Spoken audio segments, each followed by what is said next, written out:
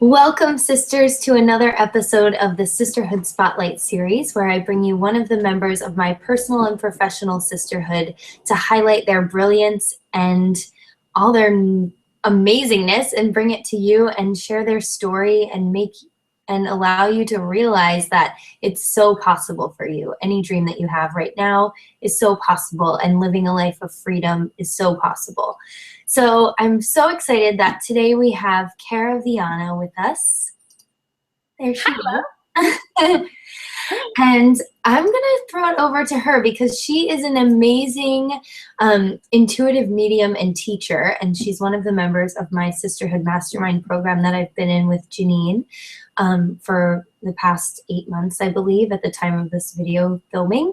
So we're really close now, and it's really beautiful. So I want to throw it over to her because I know how much she shines when she talks about what she does, and she can do such an amazing job of doing that and share exactly what it is that she brings to the world and what her superpowers are, which she talks about a lot. So Cara, why don't you tell everyone what it is that you do, and you know, everything. There's so much, so I'm excited to hear you talk about it. Okay, thanks for being here with me and inviting me into this. Of course. So the short version, I was born with superpowers, and I didn't know it, of course, like everyone with their superpowers at the beginning. I was a really sensitive kid. I felt everything everyone else felt all the time. I didn't know that it wasn't normal, or the toll that it was taking on me. I just felt everything everyone was all feeling. So it made a lot of things hard, like school and being around people and relationships. I would get stomach aches and headaches, and it would come up in my body as a little kid. And as I got older, that amplified more and more and more. And eventually I got to a place where I crashed. It all kind of came tumbling down on me, soaking up the stress of everyone around me and all the emotions, and trying to fix everybody, make everybody feel better, trying to save everything. So I was about 18, and I fell into a really deep, dark clinical depression. And I spent 5 years and therapy. But I also started meditation. I started working with an amazing energy teacher, and I spent 5 years studying with her.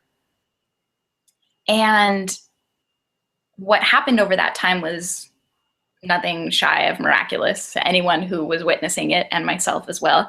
I learned how to heal the damage I'd been doing to myself all those years. I learned how to turn off all those gifts. Well, at first I learned that they were gifts, not a curse. So that was nice. Then I learned how to shut it all off. Oh, I'm not broken. That was good to know. I learned how to turn it off and then use it in ways that I wanted to use it. And I learned that I'm a medium, and which is, it's one of those scary words like psychic that has all those like weird connotations to it, like 1-900 numbers. But really, everybody is psychic. My version, my explanation of it is just receiving information. That's it. So it's just a way to get information. And we all have that. We all have that ability.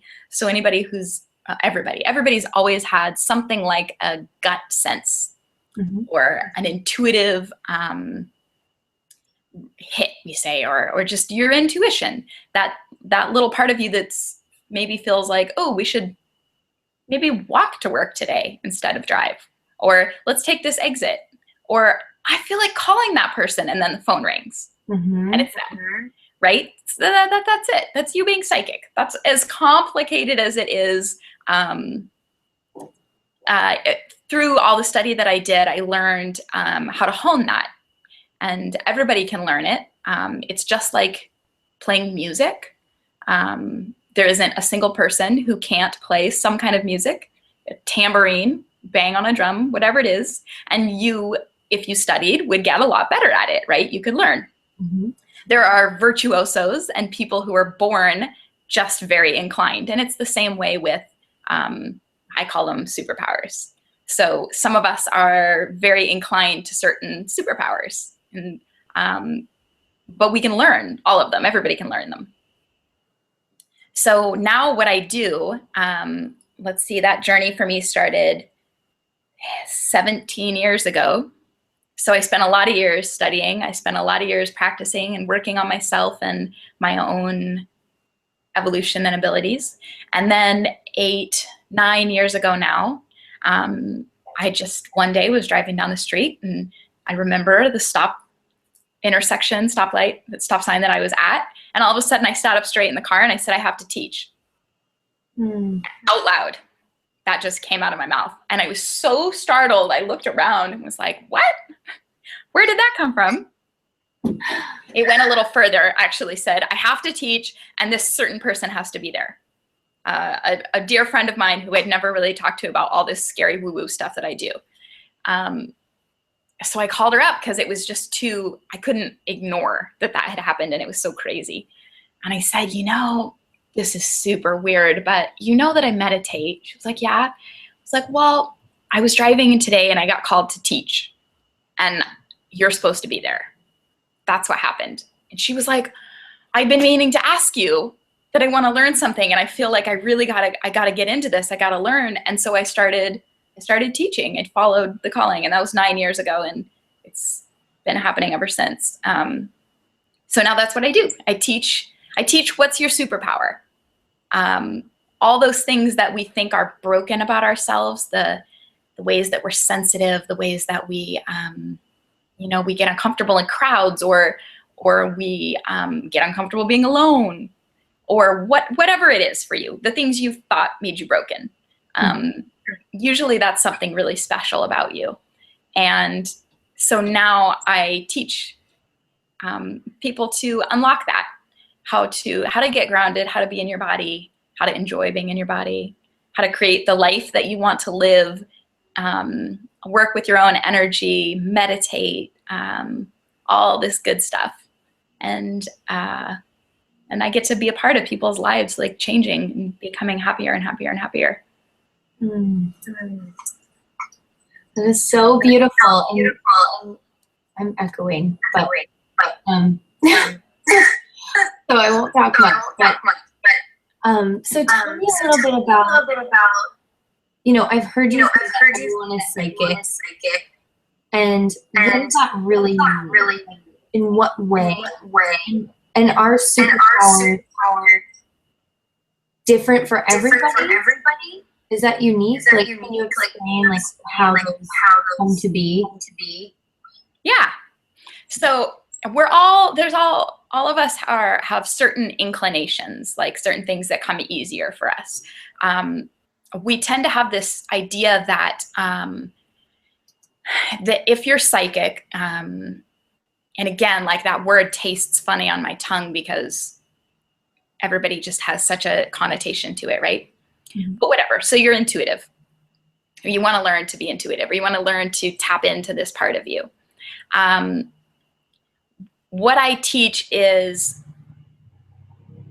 that feeling that you have, that intuition, that I should call this person, or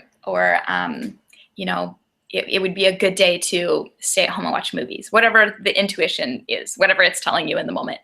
Mm-hmm. I teach you how to hone it so that you can talk to that part of yourself anytime you want to. It's the broader part of you, the part of you, I say higher self, but you could say spirit, soul, essence, whatever it is. It's the part of you that's connected to everything else. All that is, it's all connected, right? So it's actually really simple, and you can learn to talk to that part of yourself, to tap in, to ask, to have your own guidance whenever you want to. Mm-hmm. The hardest part for people isn't the meditation, and it isn't the energy work. The hardest part is believing that you're doing something. And that's the part where, that's the part I really help with. I find that when I teach children, they don't disbelieve. They haven't had the years yet of being told that like, you're just making that up. That's just your imagination. So you tell them like, you know, energetically, let's practice this. Like, imagine that happened. And they just completely believe you that it's real because they know it is. And adults are much harder because we don't believe that anything is real. So you tell them, imagine this. And they say, okay, well, yeah, I imagined it, but nothing happened. It wasn't any different. And then they say something like, but I felt shivers through my whole body and my relaxed, and I feel really buzzy all over. What's that? Well, because you just did something very real. The energy we're moving is very real, and you just moved it and you felt it in your body. But everyone has this idea that it has to be, it's going to be a voice that comes down from the heavens and talks to you if you're psychic, or you're going to see an image played out like a fortune teller. And there's so many more ways that you can feel and interpret than that. One of the first things that I teach is it's all about grounding and how to get grounded and sort of nurture and take care of your own grounding and use that in your life. And a lot of people have experienced a basic grounding meditation before, but we get really in depth with it and we learn how to work with that energy. And the most common thing for people to feel right at the beginning there is they feel their feet get warm, they feel their body relax, maybe they feel like a gentle movement, like a rhythm.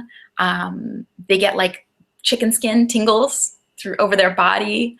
They just feel like smiling. That's all information coming to you. That's you being psychic. That's you getting information and just helping people to understand and trust that and look for it. And then you can hone with practice visions, and you can hone audible, and you can hone all the other ways of receiving information. But most everybody has that superpower that works for one way or another.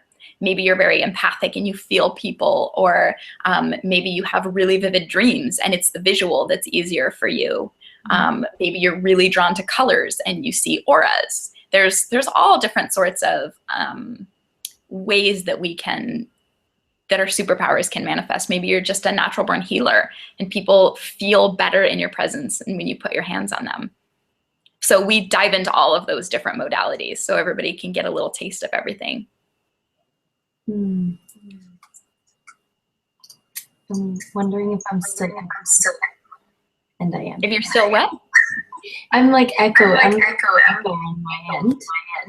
So let me plug in my headset and see if that fixes it. You don't have an echo. I'd love to know a little bit about the role that sisterhood plays. Oh, it went away. Maybe it was your. Yeah. Oh, I didn't even think about that. So I'd love to know who is your work for? Like, how does someone know that, like, yes, I need to talk to Cara. She has something I need to know. Mm-hmm. And then I'd also love to know how sisterhood and self-care are parts of your life. Like, I know that you value both of them so much and that they're both integral to what you've created in your own business, yeah, and what you bring into the world every day. So I would love to know, like, who is it for? How do they know? Mm-hmm. And then what is the value of sisterhood for you, and how do you incorporate that into your day-to-day? Okay. And then what does your self-care look like, and how does that tie? Because I know that it does tie in a lot to your work and the effectiveness and the impact you're able to have. So I'd love to hear a little bit about all of those things too. Oh, that's so juicy. Okay.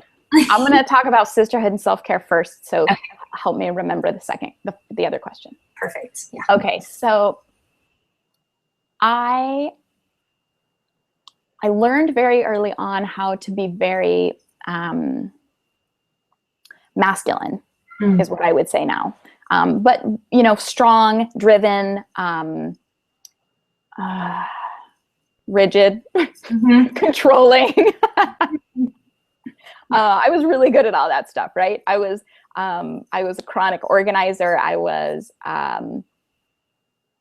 I remember describing myself once with pride. I cringe now. I giggle a little as a compulsive multitasker. Whoa.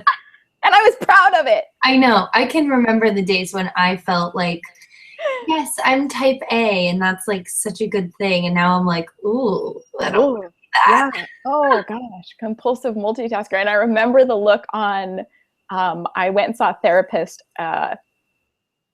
Okay, well, so let me condense. Long story short. Mm-hmm. The general manager of this company, I still am, and was just working myself into the ground, doing everything myself, taking it all on, compulsive multitasking. This was quite a few years ago. And that was my pattern, right? I was the savior. I took care of everything. I fixed all the problems. I could do everything myself. Mm-hmm. I'll go it alone. And I worked myself straight into the emergency room twice. Twice I wound up in the emergency room, and they couldn't figure out what was wrong with me except that I was in such excruciating pain. Mm. And fast forward, long story short, every test under the sun, lots of doctors and everything. And finally a doctor sat me down and said, Cara, you have to quit your job.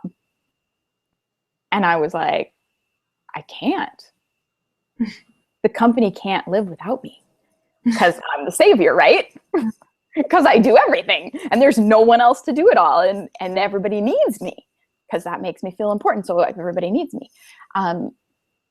And he said, well, you got to figure out something because this is all stress. Okay. It's not what I wanted to hear. I wanted like the pill, the fix, right? I also wanted the justification. Like I didn't want to hear you're just stressed out. I wanted someone to say there's this thing that's wrong, right? Mm-hmm. So I went on a long journey of figuring out how to take care of myself. I went into a therapist's office and she said, what do you want to see me for? And I said, well, yeah, years ago I was depressed and I did that whole thing, but that's not part of my life now. Now I know how to take care of the whole world. I don't know how to take care of me. Mm. And I need you to help me learn how to take care of me. And that was when I had told her about being a chronic multitasker. Oh, so proud, so proud. I'm a chronic multitasker. I can do everything all at once. And she was like, oh. And I remember thinking, what a strange reaction for her to have when I tell her how good I am at this. So over the years, I learned self-care, highly important, so that I don't wind up burning myself out. Mm-hmm. And sisterhood has been a big part of that because I learned how to take care of myself. I learned about self-care and reducing my stress and stress management and all these things. And of course, when this happened, I was very surprised because I was like, I'm a really spiritual person. I meditate every day. I live a really spiritual life, but I had these sort of dual parts where I had the really spiritual side of my life, and then I had business Cara. And business Cara was going to drive the rest of Cara into the ground, and did. And so I had to really start to step back and be a whole person and incorporate everything. Sisterhood, let me back up. First, I learned the self-care. Mm-hmm. And I started to take care of myself, but I felt guilty about it. Mm-hmm. Always. I always had that like nagging, you've got to justify this to everyone else. If you take a nap in the afternoon, it makes you lazy. These are bad things that you're doing. And logically, I knew that wasn't the case. Logically, I knew I was taking care of myself. I was getting healthier. I was able to keep taking care of this beautiful business because I cut my hours back, because I took care of myself. But there was still that part of me that was feeling that. When I started really leaning into sisterhood, which was about almost a year and a half ago for me, that I first joined a sisterhood group. Mm-hmm. That was when I really got permission on a deep, deep level. Like it sunk into me, not just a therapist or a doctor or people who loved me or even myself saying, this is good, you should do this. But like it really started to sink in. And I really stepped wholly into that role of living from, I would say, a more feminine place, mm-hmm. having more of a balance.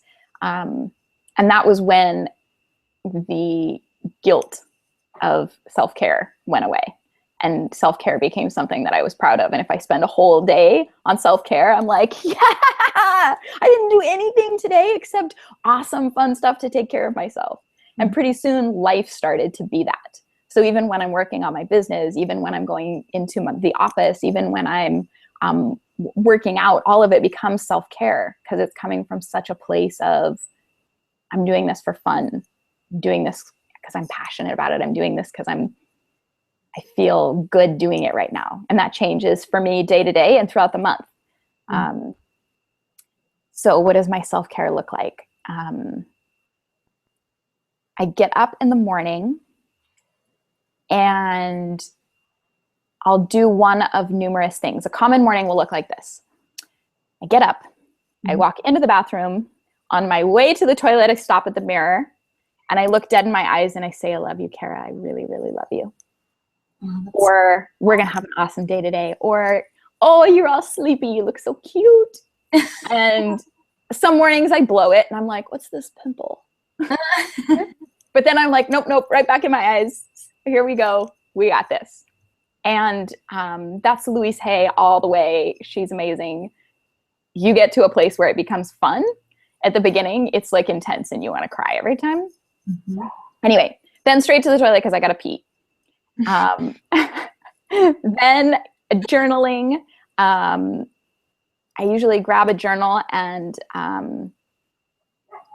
instead of being in that place, I think a lot of us feel where we feel like our journal's supposed to be like a daily log and we have to tell everything that happened in that very masculine way. And we've got to make sure we cover everything. And then it gets a little like stressful and work-like. So years ago, I decided to stop doing that. I now write in the journal in every direction. Sometimes I draw, I use all different pens. I don't keep it really linear. And I'll write a couple sentences. Maybe, what do I feel like doing today? How do I want to feel today? That's one I love. How do I want to feel today? And then the next question would be, what can I do to feel that way? Or I write affirmations, just the universe is a beautiful place and it's flowing through me and life is full of joy and I call on it in every moment. And I love my glorious body and I love this life and everything is perfect. And I love being me. Oh, yeah. Well, that feels good. Yeah. Journaling done. Yeah. Or some mornings I just delegate out to the universe. So, dear universe, today I'd like you to take care of filling all my programs and scheduling the dates for them and cleaning my house. And that's it. I'd like to feel expansive today. And then I set it off to the side. And sometimes I make a list for me and a list for the universe. And when I come back, all the universe stuff is done and my list isn't. And how I know that if I was listening to this, me 15 years ago, I would be like, how does the universe clean your house? I was going to ask you, for people who are watching this and like, what? I was going to ask you to explain, but go on. So here's what I have found. When I started doing this, I would put things on the universe's list that I could conceptually think of the universe doing. Like, okay, universe, I want you to, you help me be joyful today. And then on my list was the action steps, right? I'm going to like fold the laundry and call these people I got to call and send out 6 emails, blah, blah, blah. And then pretty soon I was like, wonder if what would happen if I just put stuff I don't want to do on the universe's side. So I just started saying, well, what do I want to do today? Well, I actually feel really excited about going for a walk. Okay, universe, you handle the emails, the this, the that, da-da. And as long as I don't put a time limit on it, because that starts to feel constrictive for me, as long as I'm like, okay, the universe has got it. And if I can really just wash my hands of it and let it go, it will happen, or it will get washed off my list in really cool, profound ways. I'll give you an example. I put clean the house on the universe's list just recently. I was like, universe, this is stressing me out because I'm still that sensitive person. And so when there is like clutter and chaos in the house, I feel like it's screaming at me. But I don't always want to clean my house. Sometimes that's not fun. Sometimes I'm tired. Sometimes I'm just not in the mood for it. Well, I let it go, and then I stopped worrying about it, which was a big one. And I started doing all the things that were fun for me, right? So maybe I went down to the beach, I went for a walk, I took a nap, I did some cooking. I love to cook. And then maybe a day, 2 days later, maybe it was a couple of days, I got so energized, not to clean my house, but to actually reorganize all my closets.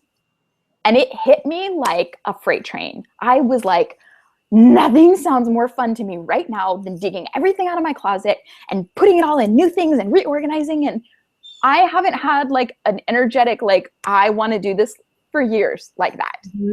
Like nothing was going to stop me. I was going around the house like a mad woman. I was blasting music. I was dancing. It was so much fun. And the next thing I know, my house is like 3 carloads of stuff have gone to Goodwill. The closets are all clean. The house feels spacious and immaculate. And it felt effortless and fun and like self-care to me.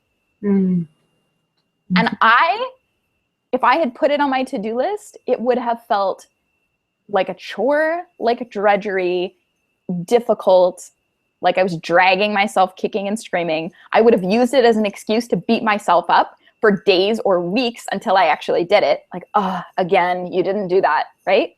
So by just taking it off my list completely and being like, here you go, universe, I'm going to take care of me. You do you. You handle this stuff. You make it magically be fun. And that's just one example of how it could happen. But that that happens to me all the time now. That just inspired action. But it's because I take care of all the self-care. It's because I spend my day saying, how can I have more fun? How can I be more playful? How can I love life more and be more appreciative and dive into bliss and cry when I need to cry? I had a good cry this morning, and I just bead with it. I feel like crying now. I'm sad about this thing that could happen that makes me feel scared, like a little kid. Cry, be with it, love myself, go look in the mirror at my tear-stained face and have a little talk with myself, and then go on about my day, enjoying the bliss that is my life. I just love that. You put that into words like no one else could. Way, like, I feel that way too, and I get that concept, but you just like put it into words and shared it in a way that like people understand, and people who haven't experienced this will get this. So that was really beautiful. Thank you for doing that, because that's such a huge concept of, you know, when we do take the time to ask ourselves and only focus on the question, what would make me feel more alive, or what would make me feel, what would spark joy for me? And I use those 2 questions all the time for myself.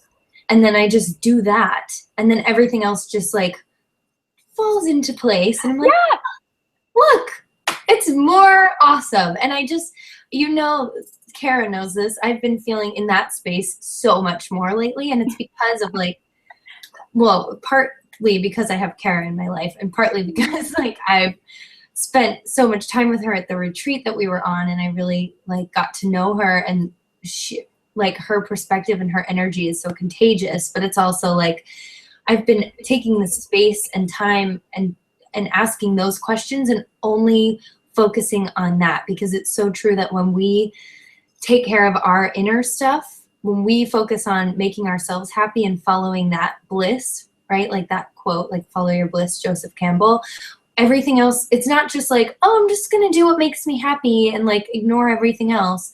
It's like, no, if I do what makes me happy, everything else seemingly effortlessly falls into place. And it's so like, why would we not live that way if that's true? And it is true, because we decide it's true, and we get to choose that, and we get to choose that reality, and we get to choose that frame to see the evidence of what happens when we do that, and say, oh, this is working. Yeah. And feel really good about it. My little lip was quivering. You made me cry there for a second. I'm so proud of you. I love you so much. I love you so much too. Well, that right there, that's sisterhood. That's how sisterhood is in my life every day. You asked that. I love that you brought that up, because I can hear that voice that would have been me 15 years ago. Mm-hmm. Follow my bliss. Sounds nice. And mm-hmm. I would have interpreted that as find a career that makes me happy. That's how I would have understood that. If you say follow your bliss, I would have thought you meant actively work on this path toward this thing that is this happiness out here. Yes. And happiness is right here, right now, in this second. Mm-hmm. Not way out there in the future. And it's follow your bliss to get the hell out of your own way so that you even can manifest all the stuff that you want. Yes, exactly. Exactly. And I think that's where a lot of women come to me for coaching, and it's like, oh, I'm unhappy in my job. It's always, I'm unhappy in my job. Yeah. And it's so interesting to me because, of course, that's their thing that they're coming to me with, because that was my story and that was my journey. It's like, oh, I'm really unfulfilled by my career. What can I do that really aligns with who I am? But through doing that, I've discovered so much more and so much deeper of what that really means. Like, follow your bliss is not just like follow your career path that makes you happy. Mm-hmm. That's part of it, because that's the impact you create in the world and you spend a lot of your time and energy there. But it's not just like the career title. It's like how you show up in the career.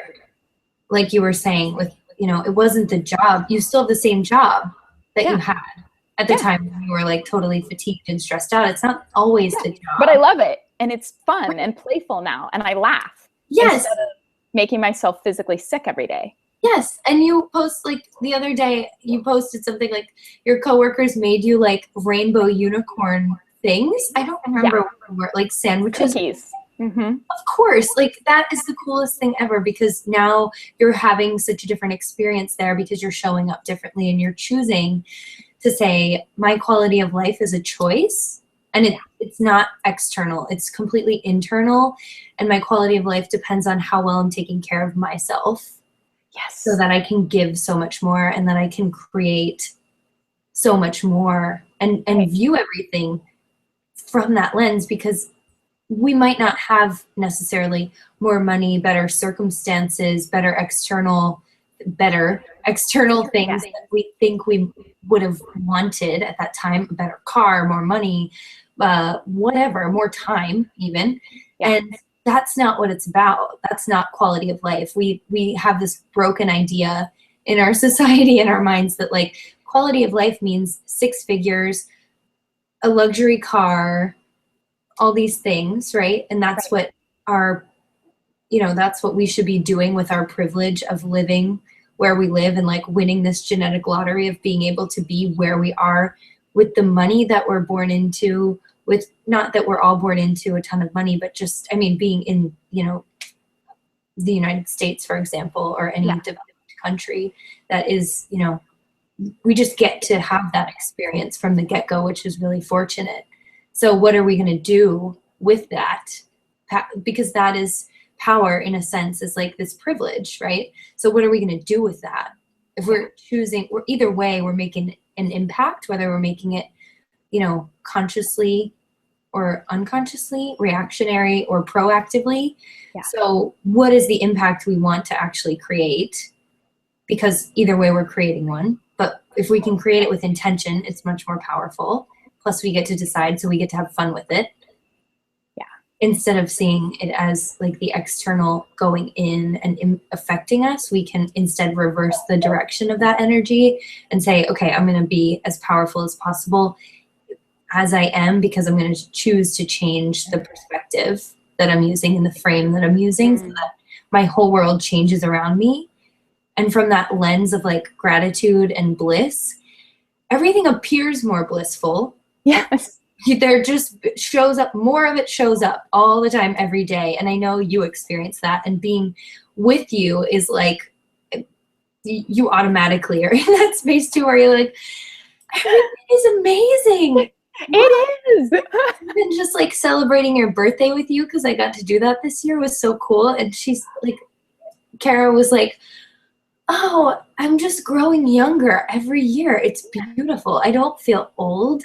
I feel younger because every year I just peel away more layers of stuff and get closer to my soul. And it's just so beautiful. Yeah, I was such a serious little person. I was way grown up as a very little kid.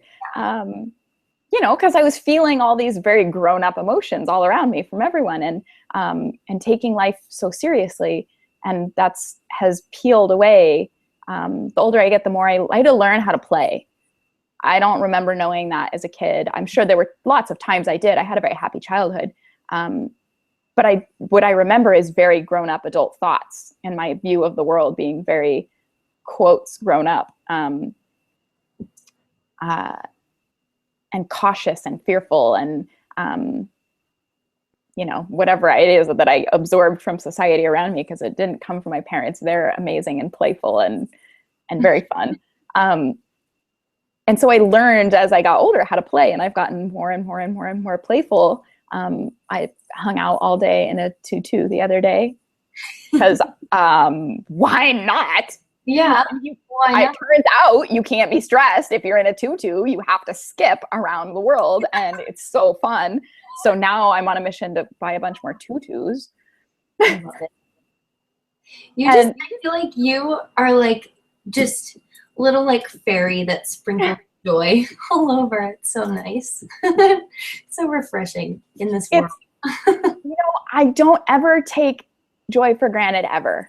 Mm-hmm. I lived for so many years with such a profound absence of joy. And it was like having an absence of oxygen. And you know how when you hold your breath for too long or you can't breathe, it starts to burn. It's a fire inside of you, that like lack and need. And that's how absence of joy feels. And when it's for years, it's a permeating blackness that feels like it just eats your soul. It's the worst thing I can ever imagine. I would not wish it on, I don't have any enemies, but if I had one, I wouldn't wish it on them. Yeah, it's indescribable. And because of that, out of that came many beautiful things, including me, you know, taking a headfirst run into my spiritual path. But also out of that came such a intense, insatiable thirst for joy, like such a craving for it. Probably a lot more so than if I had just lived gone through those years being like pretty good. I would have been like, I'm pretty good. Yeah, I want to be happier. But I wasn't. I was like, I am not okay in any way. And I'm dipping into the black of the blackness. And when I'm there, it's like being underwater, only worse. Mm-hmm. And the thirst for joy was so strong. And so even though it's 10 years after that journey was over, I get more and more joyful as my life goes still. Mm-hmm. I am the most joyful person I know, and I never take it for granted. I am in appreciation of it every day, and it's amazing to me every day. It gets better and better and better, and that blows my mind again and again and again. How that can still surprise me, I don't know, but it's true.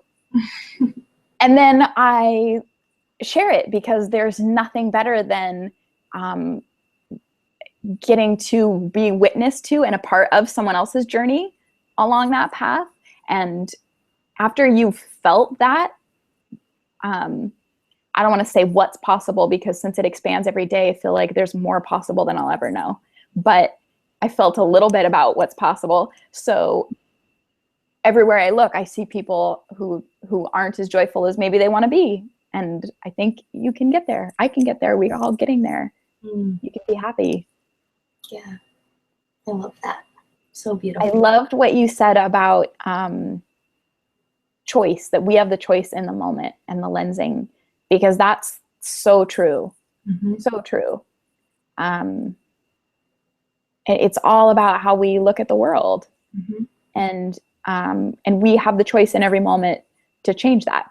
Mm-hmm. To be, you know, and there's nothing wrong with looking at the world from, you know, having those moments where it feels sad, or having those moments where it feels frustrating or overwhelming. It's all okay. It's all human. Mm-hmm. But what a freedom when you realize, like, not conceptually, but like really get it. And I think that's layers too. I get it more and more and more, it seems, that this is my choice. Mm-hmm. And there's times when I choose it. When I actively choose, I have 1,001 tools to get me out of this like mild funk that I feel. And I'm not going to do any of them. I'm going to wallow in this for a little bit. I'm going to curl up and just let my hair be messy and my face be greasy and be cranky for a minute at the world, because that's how I feel like being. And then pretty soon it gets uncomfortable and I'm like, okay, I'm done. I'm going to meditate or color in my coloring book, or take a nap, or call my girlfriends, or one of any billions of things. Yes. And I feel the same way. And I think you're really good at doing that, by the way, is like really being like having that balance of like, oh, I'm not going to run away from this or try to fix it. I'm just going to let it be. And that's so beautiful to me, because I've always been the person who, I mean, similar to you, I think, like, oh, I can fix everything. And I can know the answer. And if I know the answer, that means it's great and I can fix it. And no one has to be in pain anymore. Right. And nobody has to try to solve anything, because I can solve it. It's okay. I'm here. Like, and I still find myself kind of doing that at some points, and I check myself now. But yeah, and I think that's the beautiful thing, is that you said it's all human. And I think the beautiful thing that you bring to the world is that, yeah, we're human, but we're not just human.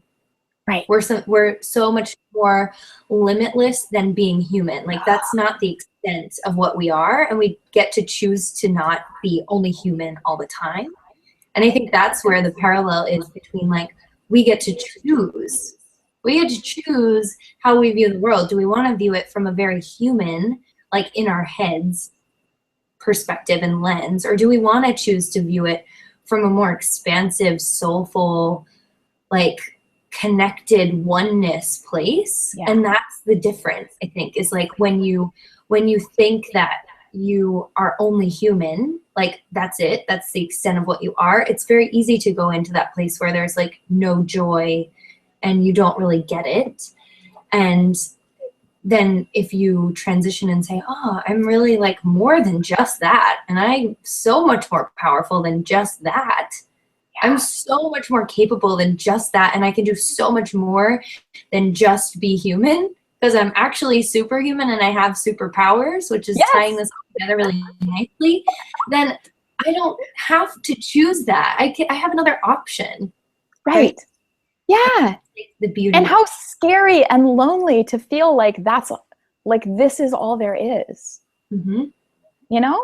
Yeah. And it gives us that need for control and to like really need to know everything. And we're so in our head. Like, I need to know, instead of like, oh, my real job here is to just be open and channel and be a vessel, and my soul will tell me, and things will start to happen when I focus. But that happens when I start to focus on what makes me happy, and I'm going to do more of that so that more of that can come in. Yeah. Because I attract it with like energy that I'm creating in myself. It shows it's a mirror for the external. Yes. Oh, that's so true. And if I was going to give one nugget for people, like, you don't have to work with me. You don't have to work with Emily. If you just want one thing to go do, there is something in your life. There's many somethings, but there is something in your life that makes you happy, that makes you feel fun and playful. And maybe it's coloring in a coloring book. It doesn't matter. Mm-hmm. Go color in a coloring book. Yes. That's it. Right? Exactly. Get out of your own way and do that by going and finding the thing that makes you happy and put your focus on that. And when people come up and they're like, the economy, oh, you're like, want to see what I colored? Can I tell you about how much I love coloring? Or just think about it while they're talking. That's kind of rude. Whatever, do it. Self-preservation, that's self-care. Sometimes people talk about politics and I'm like, rainbows and butterflies. You know?